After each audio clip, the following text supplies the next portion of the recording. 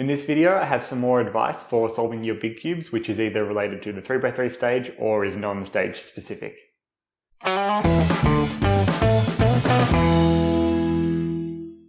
Okay, so this video isn't necessarily, super advanced techniques or anything like that. It's more so just talking about the sorts of algorithms that you can learn for 3x3 stage, as well as some general tips on how to practice.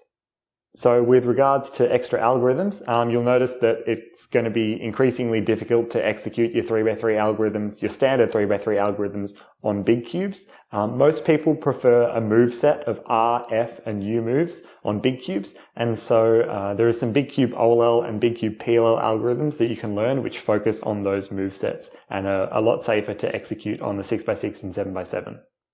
The other types of algorithms that are going to be useful on big cubes are COLL and OLLCP algorithms because they reduce your PLL to an edge-only PLL case, which is quite advantageous on 6x6 and 7x7. Certainly keep in mind that OLLCP is a massive algorithm set and very underdeveloped so far, and so the sorts of OLLCP algorithms that I use in my solves are just things that I've picked up randomly through experimentation or from people at competitions. It hasn't been a particularly structured approach.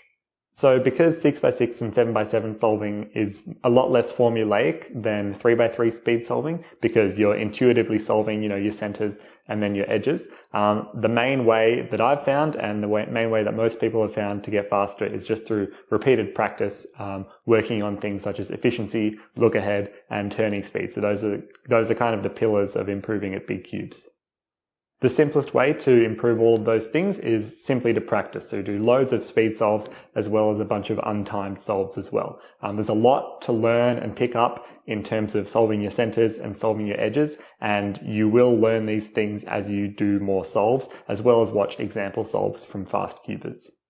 When you're practicing big cube speed solving at home, it's a good idea to take lots of risks to see where your sort of natural limits are for your given skill level. So for example, something might be, you want to try and solve 2 bars on a 7x7 at once, whether that's at the start of the solve or for your 3rd or 4th center or something like that. It's better off to take the risks in practice and try and practice those sorts of things. And if you mess it up once, you might find that, okay, you messed it up, but you know how to do it next time, or you messed it up and you don't think it's worth doing next time. So definitely, the place to take risks and experiment is in your practice speed solves. Another general principle, but it can't be overstated, is to not turn faster than you can look ahead. This is particularly relevant for edges. So if you're doing, moves, super fast to flip an edge or something like that, then if you're flipping the edge, you won't be able to see what's going on around the cube. So make sure that you kind of control and temper your turning speed. So particularly during edges, this is where most people find they have the most trouble with look ahead. So don't turn too fast that you can't look ahead properly.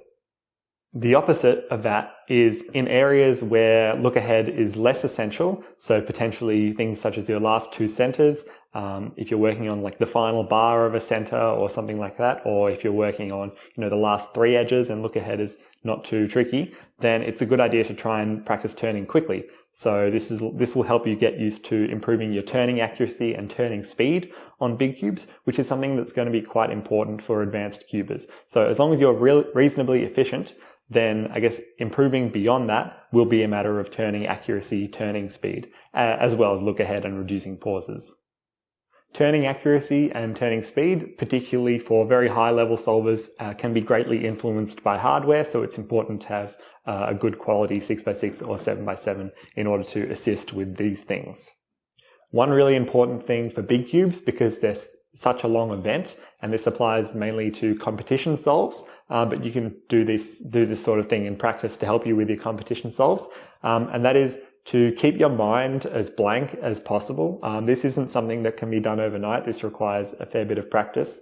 You want to stay focused throughout the solve, but you don't want to think about, whether the solve is going well, or think about other things at the competition, or just think about random thoughts. You want to keep your mind, as blank as possible during the speed solve, so that you're only concentrating on the pieces and the next things that you're solving.